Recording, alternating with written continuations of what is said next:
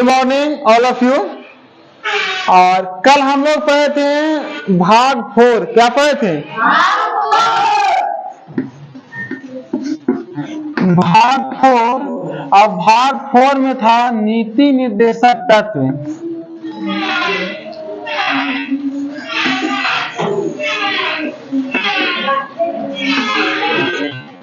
नीति निर्देशक तत्व ये लिया गया है आयरलैंड के संविधान से। कहां से लिया गया? आयरलैंड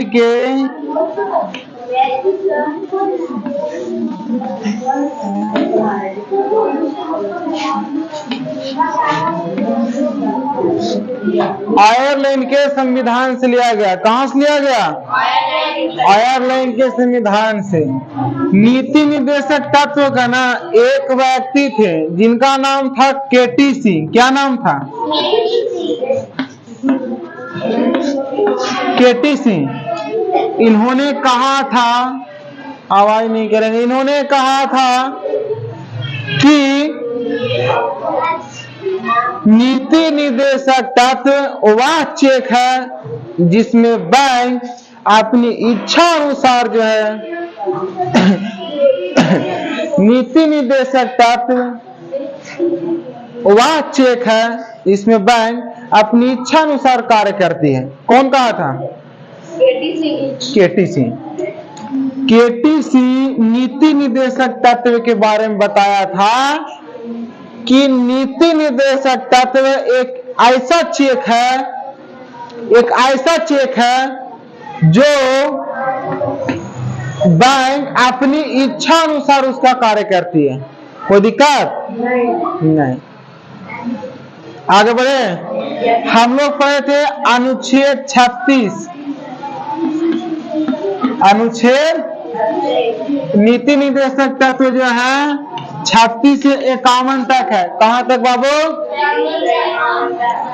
अनुच्छेद 36 कहता है, अनुच्छेद 36 में है ये नीति निर्देशक तत्व जो है राज्य की परिभाषा का वर्णन करता है। क्या पढ़े थे हम लोग?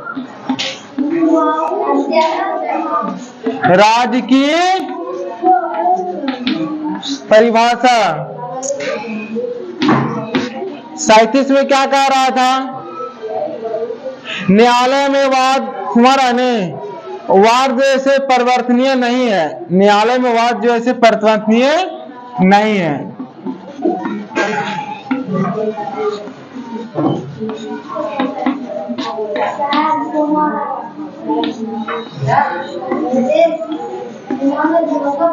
परिवर्तनीय नहीं है। न्यायालय में वाद जो परिवर्तनीय नहीं है। 38 में पढ़े थे हम लोग। 38 में पढ़े थे हम लोग ना। 38 में पढ़े थे कि जो है ना 38 में पढ़े थे लोक कल्याण। क्या पढ़े थे?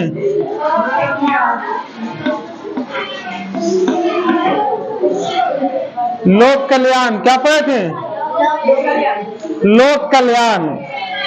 लोक कल्याण का मतलब है जैसे कोई भी कार्य ऐसा करें जैसे लोगों की भलाई के लिए हो।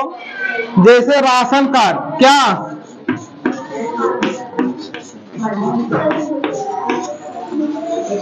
राशन कार्ड क्या है? कोई भी ऐसा कार्य करें जो लोगों के भलाई के लिए हो। तो राशन कार्ड सभी का ना, जिनका जरूरी है सबका बनता है। हमारा कि नहीं?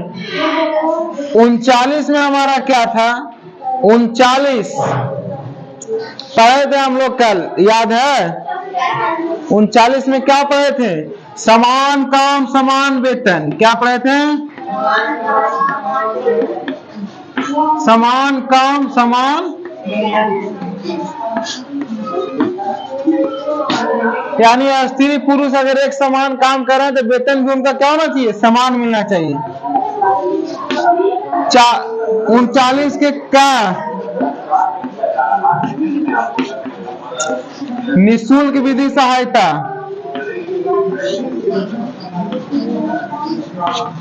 निःशुल्क विधि सहायता।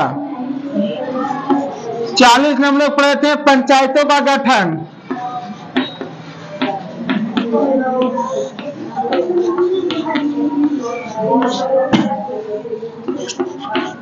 इकतालीस पढ़े थे कुछ दशा में सहयोग। कुछ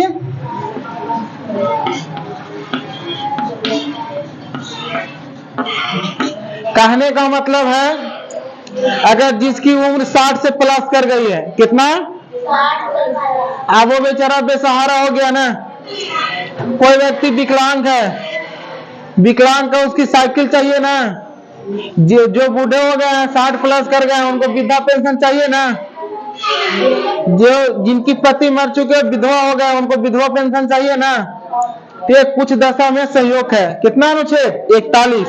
41 में कहता है कुछ दशा में, जैसे विधवा पेंशन। कौन पेंशन?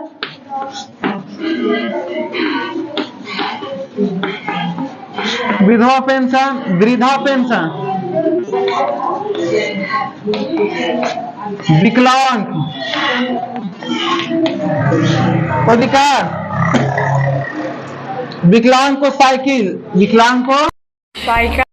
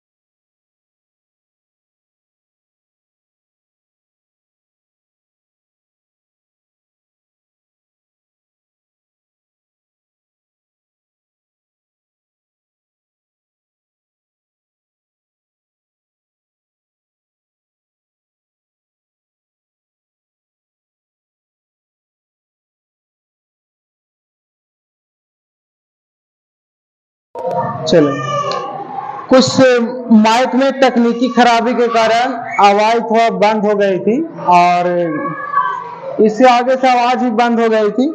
इसके आगे थोड़ा सा हम लोग समझ लेते हैं। 40 में हम लोग पंचायतों का गठन पढ़े थे। 41 में कुछ दशा में सहायता, यानी कहने का मतलब विधवा पेंशन, अगर 60 प्लस कर गया तो वृद्धा पेंशन, अगर कोई व्यक्ति विकलांग है तो उनकी साइकिल योजना। 42 में हम लोग पढ़े थे मनोचित दशा प्रसूति सहायता, कहने का मतलब कि अगर कोई व्यक्ति महिला गर्भवती है उनको ज्यादा कठोर काम ना दिया जाए।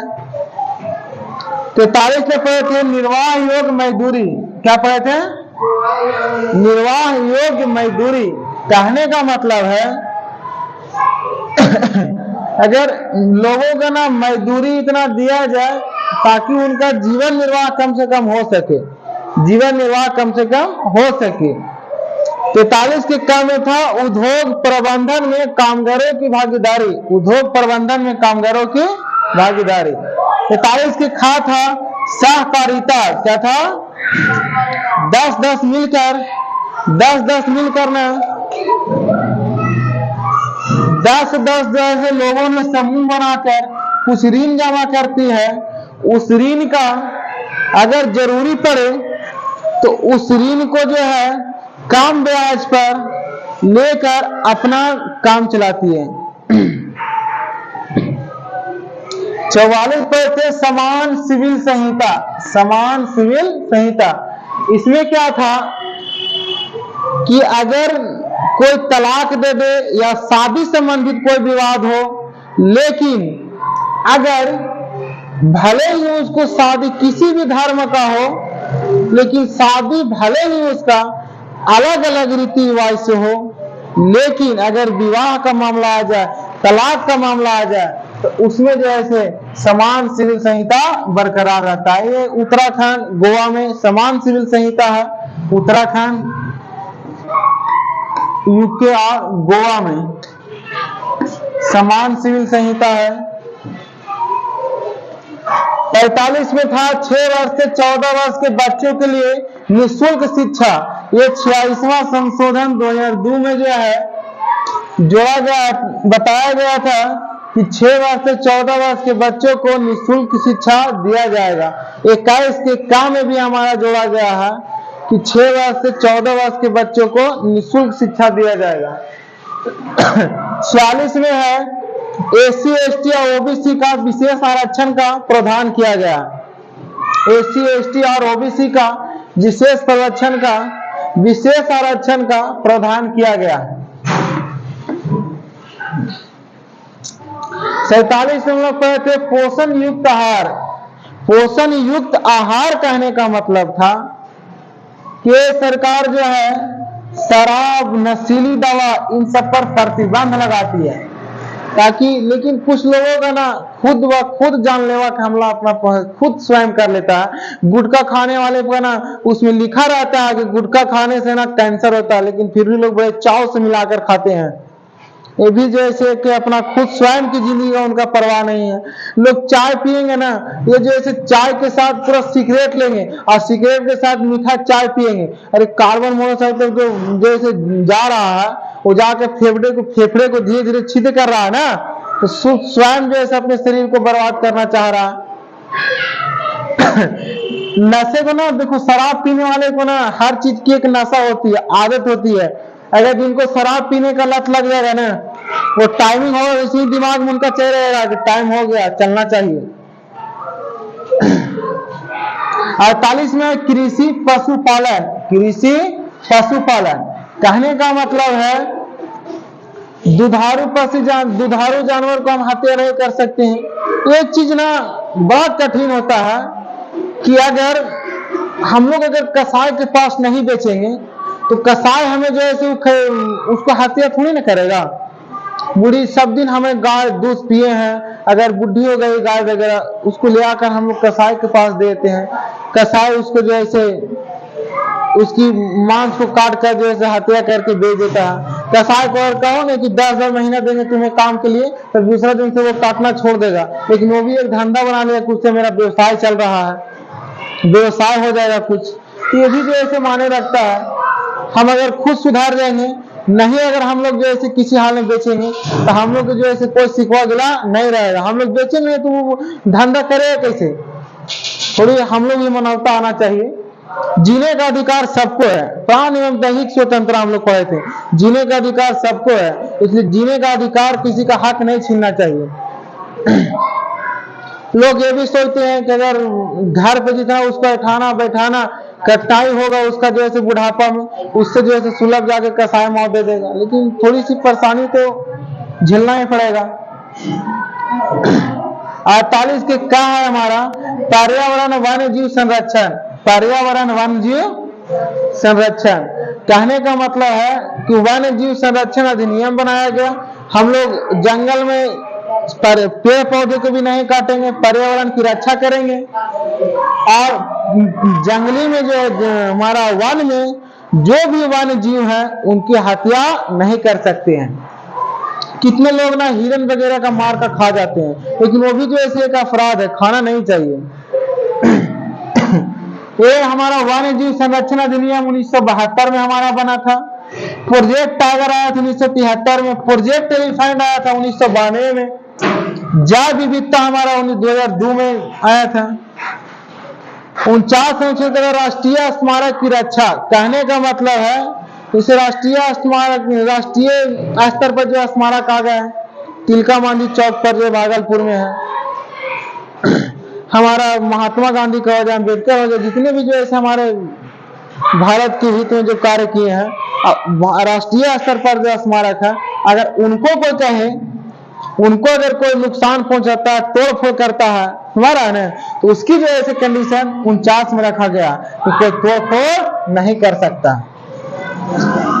50 में कार्यपालिका को न्यायपालिका से अलग रखना। कार्यपालिका को न्यायपालिका से अलग करना। 51 में अंतरराष्ट्रीय शांति। जैसे अगर दो देशों के बीच विवाद हो जाए, जैसे भारत चीन के पंचशील समझौता हमारा ने, तो जैसे अगर दो देशों के बीच अगर विवाद हो जाए तो ये क्या करना है? 51 अनुच्छेद हमारा नीति निर्देशक तत्व में निर्धारित किया गया है कि हमें जो है उन देशों से समझौता, अंतरराष्ट्रीय शांति के लिए समझौता कर लें और युद्ध विराम की स्थिति कर दें। कुछ हम लोग पढ़े थे गांधीवादी के बारे में। गांधीवादी अनुच्छेद कौन कौन है? तो 40 है, 43 है, 43 के खा है, 46, 47, 48 है। समाजवादी में है 29, 39, 40, 41, 42, 43, 40 खा। उदारवादी में 44, 45, 49, 50 और 51। 44, 45, 47, 49, 50 और 51। तो हम लोग पढ़ लिए थे, लेकिन माइक की आवाज बंद होने के कारण फिर से आप लोग की थोड़ी सी जो है इनकी समझा दिया गया, और मैं क्लास यहीं पर इन करता हूँ।